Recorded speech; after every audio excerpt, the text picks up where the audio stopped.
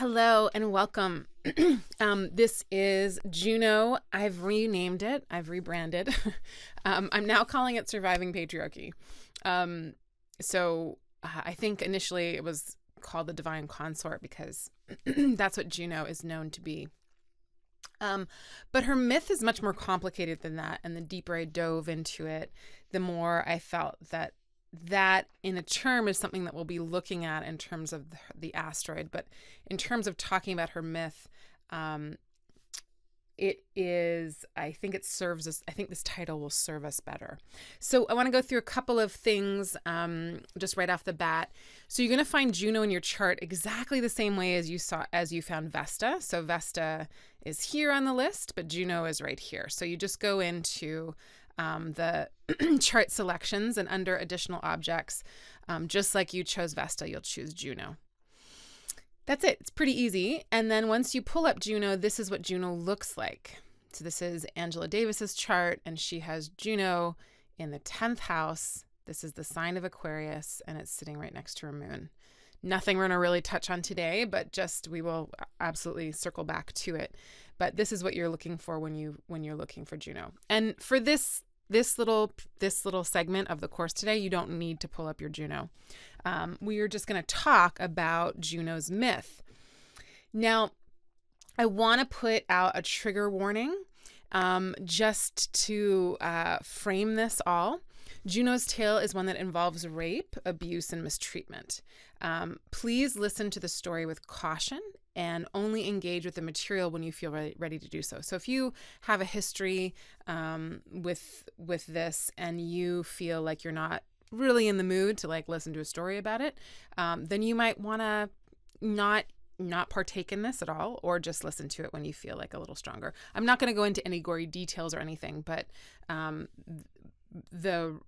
these are important pieces of her story and the telling. It's not the whole thing, but it is an important piece of it. So I just wanted to contextualize it and give a warning about it. The thing about, and I mention this a lot in the slides, but the thing about Greek mythology, which is where Juno is from, although she's related to much earlier iterations of goddesses that weren't Greek. The thing about Greek mythology is it's at a time when the northern tribes or a lot of it is based on, or the later tales are based on themes of the patriarchy overtaking the matriarchy, and that was done as a very violent act. Of when you take over a people, it's nobody gives up their ways of life easily, and so many goddesses end up being raped in the later myths, and it's something that is kind of overlooked and not really talked about when you just look at mainstream retellings of the myths. But when you, of course, and I'm sure a lot of you do this, but when you go back into and research feminist perspectives on things, then we're starting to look at what's actually happening between these two deities and what that means for people and how that's reflected in society and what it's a reflection of. So it's always a reflection of the taking over of something and the symbolic destruction of a culture and also the very real effects of that. Rape is a form of, has always been used as a form of war. And so anyways, I just wanted to put that out there. And Juno is a story of a relationship, again, between the matriarchy and the patriarchy, a tale that might feel a little closer to your own trauma than you're ready to engage with. And again, I'm not going into any great detail. I'm just mentioning these things, but I promise to be delicate with the material and help us to make use of it and move through it. So because Juno's story moves through those themes, her placement in our chart, or that asteroid's placement in our chart, often tells us about the work that we might do or the passion we might feel to fight for the rights of those that have been abused and neglected. So that's my context I wanted to give you. And now we'll move into the myth. So or the myths or the history. So Juno, or Hera, as she was known by the Greeks and even maybe earlier, is the goddess, well, as Juno, she's the goddess of marriage, and as of Hera, she was the goddess of marriage. She's the protectress of women and children and childbirth. She's like the goddess of brides. She's the divine consort. She presides over all the rites of marriage. The term June bride is from her association with the month June, so June and as in Juno, and so that time of people wanting to get married around that time is associated with her, or she's associated with that late spring, early summer kind of blossoming, and it being a romantic time of year. She's a goddess with many myths and iterations. So the thing about, and again, I'm sure a lot of you have studied these myths and maybe even are experts in them. But the thing with when you're studying myths is that we don't always, we try to piece together where these myths are from. And so different sources will tell you different things.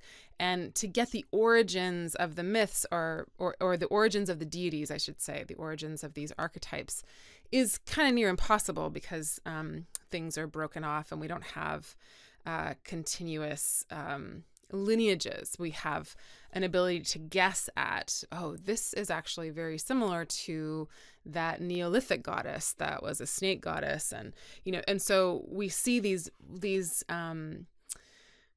similarities, and so we can assume that there are much earlier iterations, or that this one goddess was taken over by the culture that won or took over a certain part of the land. And so there's different myths and different tellings of each god and goddess and deity. And so we try to put them and parse them together best we can. So if I say something that you hear something different from another source, that's probably also true.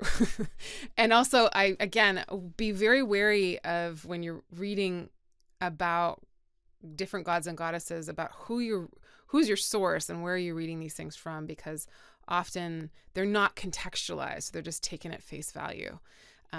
So there are things that you can read about Juno or in Hera, and they'll say, she was just the wife of Zeus. She wasn't a very big goddess in her own right at all. And that's because by that time she wasn't. She had been demoted. But in her earlier incarnations or her earlier iterations, she is. She's quite a stunning, big central goddess. So her symbols are the cuckoo bird. She's the peacock, the pomegranate, which may correlate with her 3 ancient phases. So a lot of these like bigger goddesses are related to the moon, or to the 3 phases of the moon: the crescent moon, the new moon, the full moon, and the dark moon, which is the cycles of life and birth and death and regeneration. So the beginning of light, the fullness of light, and then the decrease of light. So the cuckoo bird was often seen sitting atop of her scepter. It's an ancient symbol of the merging of spirit and matter. Bird goddesses are found throughout cultures of old, right? So there's prolific bird goddesses for thousands and thousands of years. And so when we see a goddess with a bird or a snake or these ancient archetypes, we know that they're probably related to some older bird goddess or some older version of that. The cuckoo bird may have represented Hera's springtime incarnation, or that like new moon incarnation. Her association with the peacock, a bird whose blue color could have also referenced her as the Queen of Heaven. So in some sources, she's named as the Queen of Heaven. They may have also been an aspect of her summertime incarnation, because peacocks are related to summertime. And then the pomegranate is a little bit of a mystery. Not a lot of people understand exactly why, but the pomegranate is an ancient symbol of the underworld, of death and maturity, and also rebirth. So if you think of the pomegranate, it's got like this leathery, tough skin, but when you open it up, it's got like this incredible abundance of seeds and plenty. It's really such a symbol of inner abundance, which is what maturity in old age is, right? It's that it might be a little weathered on the outside, but internally we've got this just an amazing amount of abundance. And so that pomegranate might have been her wintertime or dark moon correlation or incarnation. Juno, Hera, really the same, right? The same goddess or earlier, Hera is the earlier version of Juno, is also seen with snakes, cows, and all manner of creatures. Hera and then Juno is a goddess from far, far back, so much further than her current reputation would assume. Known now, in like, if you talk to somebody about Juno, they'll be like, oh yeah, she was the really faithful wife of Jupiter, but she was also super jealous. Juno's marriage to Jupiter, or Hera's marriage to Zeus, was used as a means to force a bridge between existing indigenous cultures in Greece and invading ones from the north. So these myths are reflecting what's happening in real time, as different cultures are invaded and different and the lands are starting to be ruled by different people. So the northern tribes come in with this big sky god, this big thunder god, this big lightning god, Zeus, raining down. And they are starting to take over these indigenous cultures, these indigenous tribes in what is now Greece. So the telling of the story between Juno and Jupiter is the telling of the story of that takeover. So because Hera's cults were too strong to destroy, her people were too, or the religion was too central. The invaders, or the ones who came in and took over everything, needed to keep her image intact to some degree to control the people they wanted to rule. And of course, again, this, we see this all the time.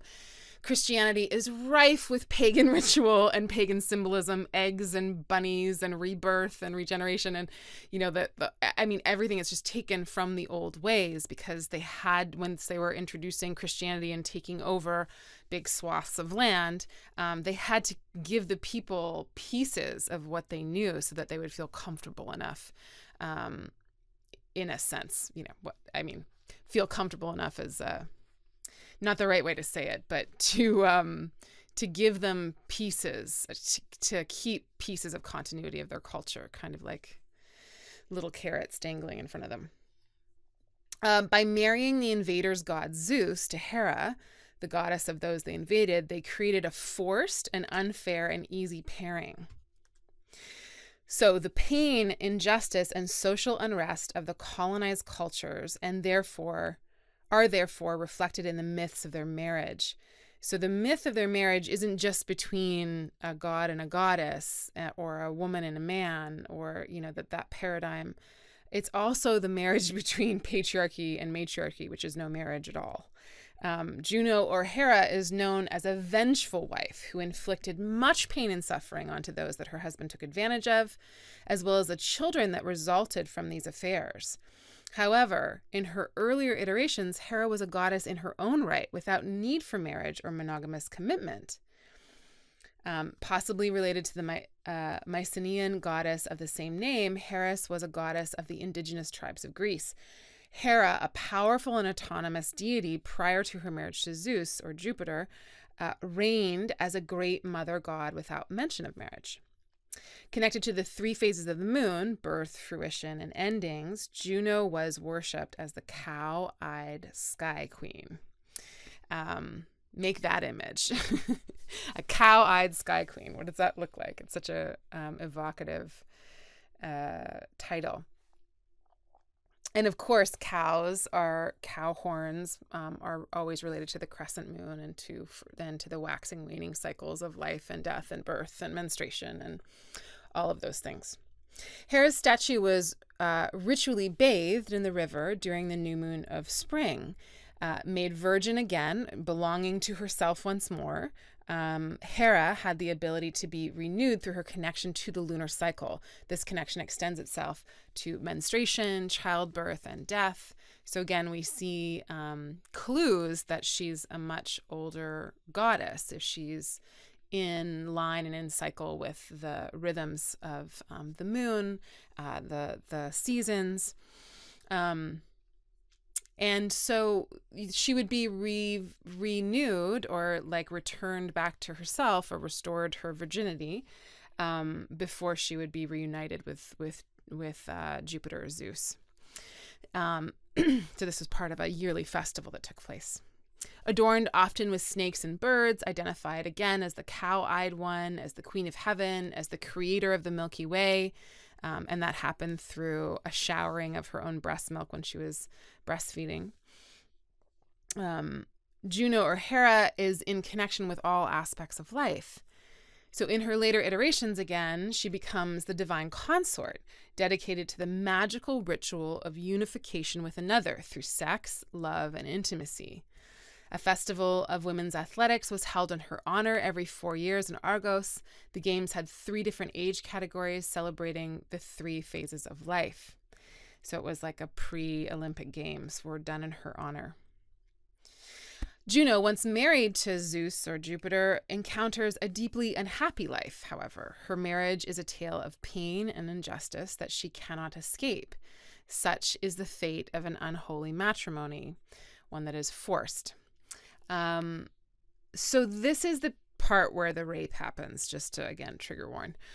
So as the story goes, one day her brother Zeus or Jupiter appears to her disguised as a cuckoo bird, her favorite and one of her symbols again, who needs her help. So the bird is freezing and cold and shivering and flies into her lap. And in one myth, she cuddles up the cold bird and kind of puts it into her shirt and to get the warmth of her breast. And that's when Zeus turns back into himself and rapes her. Some texts say ravishes her, but I would call that rape, without her consent and without her knowing what was happening. Rape is a constant theme in Greek mythology. It both tells the tale symbolically and literally of what occurred between the colonizing patriarchy and the colonized matriarchy, or the struggle that ensued between them. And so the struggle that starts to happen between these two is the tale of the struggle of the cultures. The struggle of the matriarchal culture to keep itself intact, the indigenous cultures to keep themselves, and the force and the insensitivity and the cruelty of the invaders, of the ones who then begin to reign. So Juno is forced to marry her brother to keep her dignity, because now we're living within a patriarchal construct where if you're raped, you've got to marry your rapist because your dignity is at stake, which makes no sense to a human heart. But now we're inside of this institution. We're inside of this system. So forced to give up her selfhood in order to keep her reputation intact, she's brought into the institution of marriage unjustly, and is therefore never able to live out the life of a true partner, consort, lover, or wife. Zeus cheats on her constantly, never staying true to the agreement that they have made. But she never breaks that agreement. Why? Well, Juno famously made life extremely difficult for those that were tricked, seduced, or victimized by her husband, because her husband also, appears as an animal and then all of a sudden turns into himself to many people, many women, many mortals and nymphs and goddesses. So she gets really sick of this, and she wages a revolt against him at one point, gathering gods and goddesses to help her tie him to his bed, and then they all stand around and mock him. But then he retaliates by hanging her in the sky with her wrists in chains and anvils hanging from her feet. So there's a lot of cruelty and abuse, and but there's a big fight between them. She's not weak in any way, shape, or form, but she stays committed to him, and she never goes outside of the marriage to have any kind of sexual relationship with anybody else.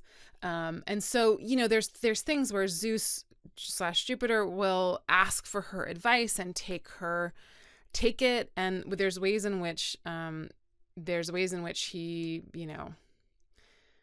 I don't know if you could say respects her because he's so awful to her, but there's ways in which where she is granted some power within that powerless kind of institution. However, and so my point is that she fights. She fights the entire time, but she doesn't leave the situation because she can't, because the culture at this point needs to instate marriage and instate the roles of women in a much different way. So jealous of her husband's children, not born of her, she creates her own children without any help from a man. This parthenogenic creativity, right? So goddesses could birth gods and goddesses from themselves without having sex with anybody. That's what Mary is, right? She is that process of parthenogenesis from the ancient great grandmothers that she's from. So this kind of creativity recalls her power as a supreme goddess of earlier times. At one point, Jupiter says, well, I don't need you to make a child. I'll just birth Athena from my head. But that's not what really happens. What really happened is Jupiter Zeus had an affair with Athena's mother and then swallowed her, right? So it's again, a recalling of the patriarchy swallowing or consuming the matriarchy. And then her mother gives birth to Athena within Jupiter, Zeus, and he gets a splitting headache, and then someone has to crack his head open, and out springs Athena fully formed.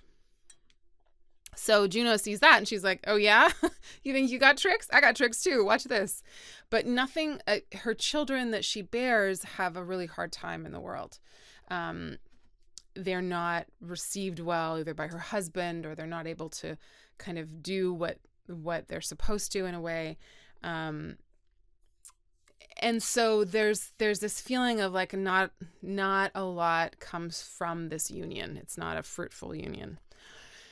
It's important to note that in other origin myths for these two, there is no rape involved. There's another origin myth of theirs where it's just like a magical sexual union of lovers that lasts for a very long time before the marriage takes place. And so that, Demetra George talks about that in her Asteroid Goddesses, where she's talking about the fact that Zeus's mother didn't want him to get married, which is probably compliant with the fact that it took a really long time for the takeover of the lands to happen. And so the marriage, the unification of the two different peoples didn't come together. Not that there's ever that's not a unification, but that it took a long time for the actual marriage to come together. It's also important to note that in the earlier depictions of them together, she has taken him as consort, as partner, not the other way around. So he's often mentioned as her partner, not her as his wife. So again, there's like, we're talking about a long period of time where things change slowly over time. Slowly, she's eroded, her power's eroded, and she just becomes the shrill, jealous, vengeful wife that is constantly being tormented by her husband, who keeps cheating on her. So through her commitment to the partnership, she is exalted as a model bride, extolled for her virtues as a faithful wife, lauded for never breaking the code of monogamy. So her marriage to Jupiter is made into example of how to toe the line of the patriarchy's ideas of monogamy and why they would need monogamy to start to come into power. So her formerly non-monogamous cultures, rites, and rituals were to be forgotten and erased from public record, from public reenactment. So why would the patriarchy need monogamy to exist? Anybody? Yes, exactly. Because when we're living in non-monogamous cultures, we don't know who the father is, but we always know who the mother is, or who the person who birthed the baby is. So if all of a sudden people that can birth children can't have sex outside of the bonds of marriage, but the guys can, or the people that don't birth babies can, then we now have rule over. Now we have the paternal lineage, right? And that starts to become the sacred thing. So before monogamy, which is new relative in human history, I think, we didn't, you only knew who the person who brought you into the world was. I mean, you could guess at who the other person was who helped that happen, but you weren't for sure, right? And so putting a chastity belt, symbolically, which is Juno actually wore one, on the people who birthed children, was a way to control that. So, like so many of the myths from these times, the abuse and maltreatment of the goddess by the gods reflects the destruction of goddess religions themselves. These myths reinforce the story that the conqueror wanted to frame the people's lives it was ruling within. So change the story, change the reality, change the way people live their lives, change the power structure, change the paradigms. With the freedom to express oneself sexually in rapid decline for women as the patriarchy is coming in, with new gender norms being enforced, we can be sure that all other expressions of gender and sexuality would have also been harmed, stifled, marginalized, and eventually made invisible. So we always have to wonder how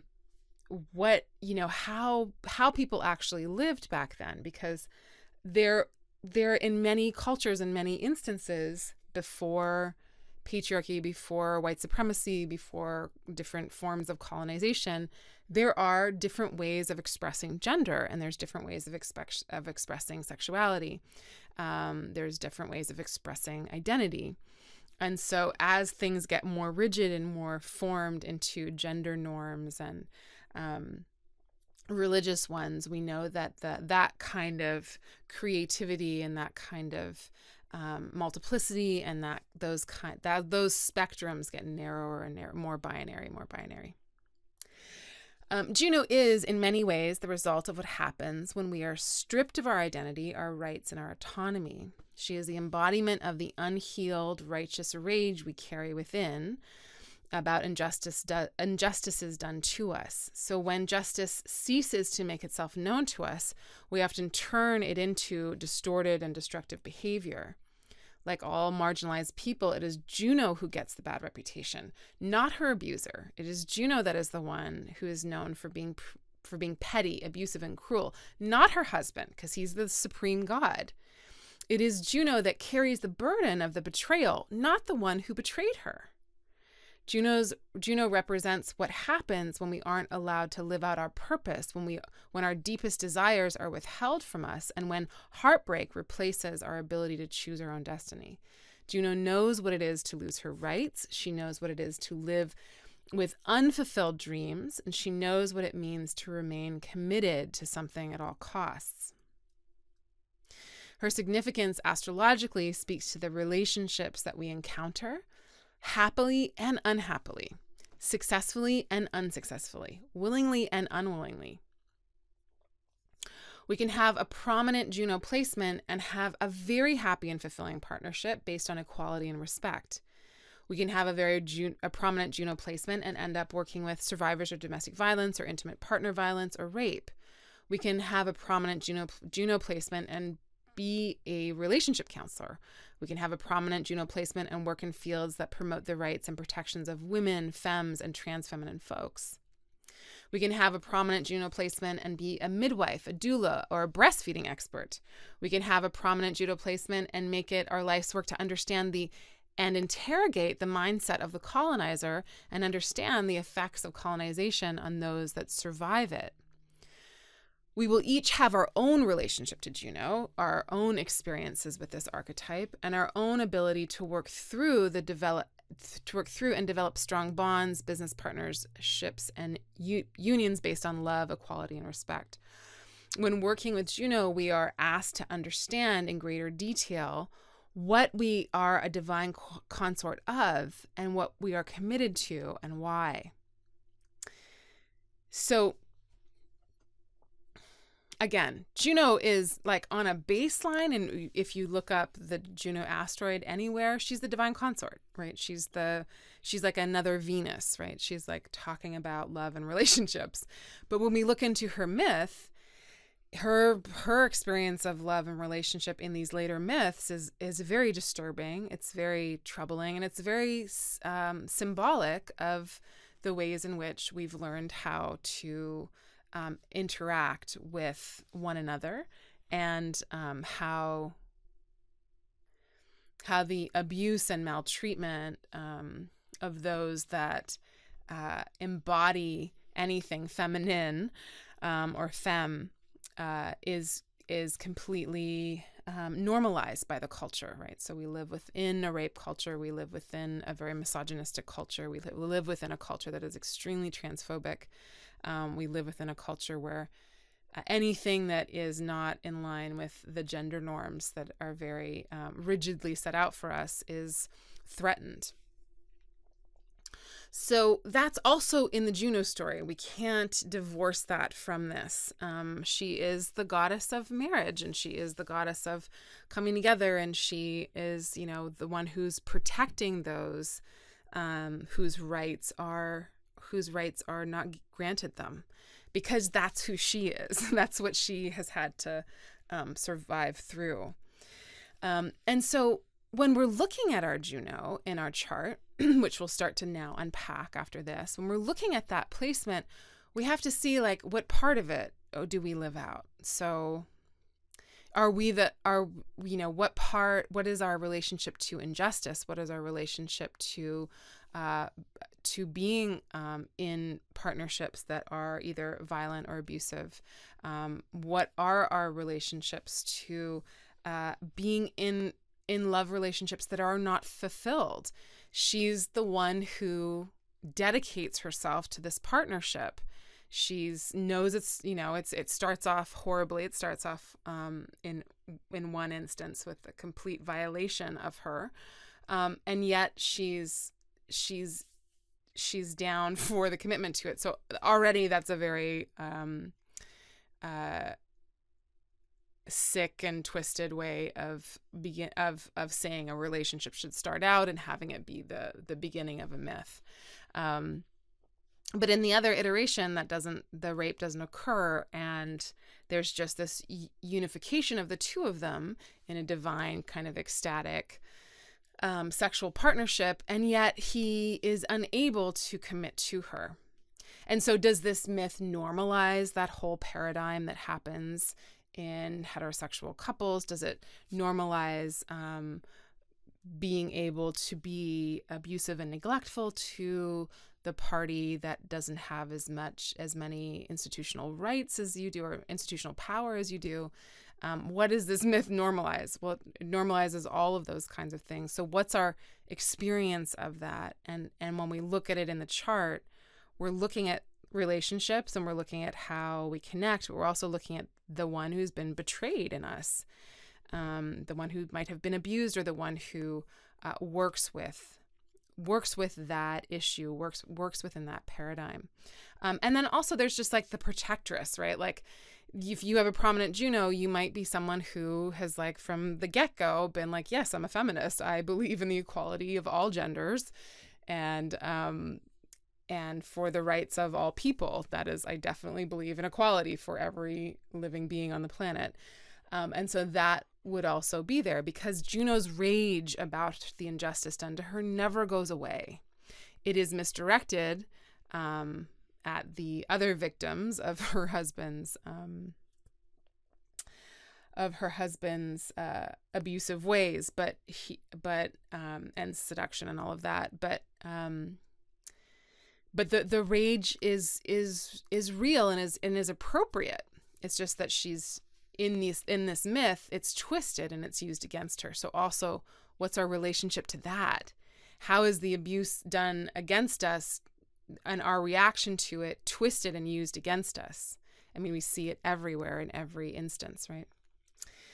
The ones in power always become the quote unquote victim.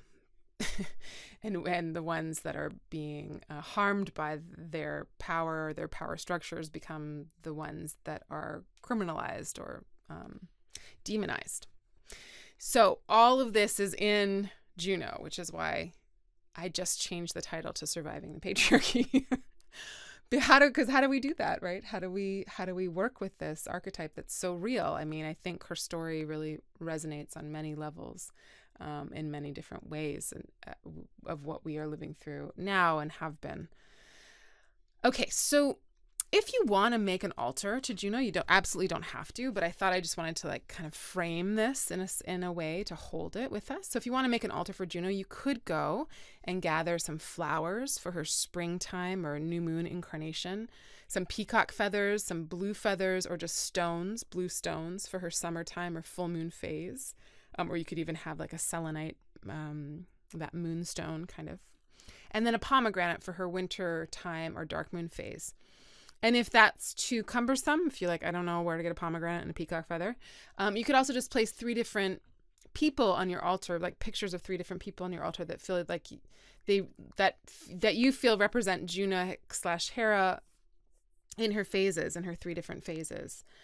Or have images of loving equal unions. If we're going to look at Juno as that archetype of the union, then you can have a symbol that, maybe she didn't get to live out, but the symbol of two or more things coming together in equality and in love. Rose quartz, lapis lazuli, and any stone that helps heal melancholy or heartbreak is also very helpful to have on your altar, or actually on you. And then you can place a candle on your altar in front of the objects. You could even place 3 candles for her 3 phases. Or even just a picture of the 3 phases of the moon. You could add that. And again, this is just like if you just want to hold space as you're working with the Juno material. And then just after hearing all of this, I just had some kind of digestive questions. So if you want to respond to any of these in writing, or just kind of think about them or talk about them with somebody, and you might want to take a minute for this, but like, what's your response to hearing the Juno story? What does it bring up for you? And then after hearing it, is there anything that you need to like give yourself or hold for yourself? What aspects of Juno's story resonate with you? How do you help yourself heal from those experiences? What experience do you have with unfulfilled love relationships, with not being met in partnerships? How have you, or are you learning to fulfill that within yourself? Who do you know that is a Juno archetype? And that might be at any of the different phases that we've talked about, but you might know somebody that's in an abusive relationship, or in a relationship where they know that their partner is going out and being unfaithful to them, and that's against their agreement. And then that person is left with the baggage of resentment that one is left with when they've been betrayed. And then if they don't leave or don't do anything to take care of themselves, if you know anybody in that position in your life, what's your relationship with them? And then how has that relationship influenced your life? What have you learned from them?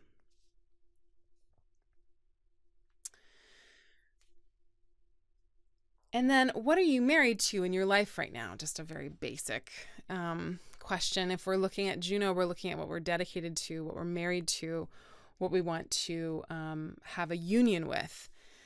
So think of that. Think of what it is you're married to, or what it is you'd like to be more committed to in partnership with. Okay, I hope that was helpful. Then the next class we'll start breaking down Juno through the houses. We'll start to look at her placement, and then through the signs, and then through aspects, just like we did with Vesta. So I'm sending lots of love to you, and we'll be back soon. Thanks so much. Bye for now.